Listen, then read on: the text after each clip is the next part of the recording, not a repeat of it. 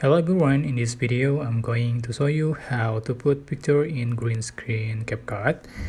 Just simple. For example, I already add two photos here and you can see this one with green screen, and I'm going to make this photo as an overlay. Just click and select the overlay, and I'm going to put this picture to green screen. How to just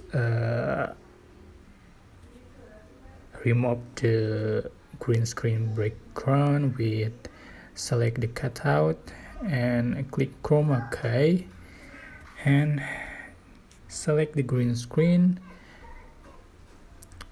adjust for intensity like this,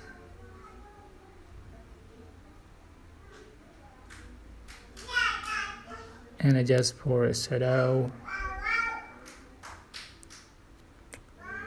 click OK, and we can adjust for the position and size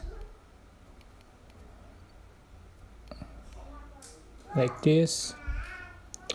So here we go. It's simple. That's how to put the picture in green screen Capcut.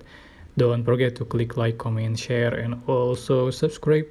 And you can click thanks button for appreciate and as your thanks. Bye bye.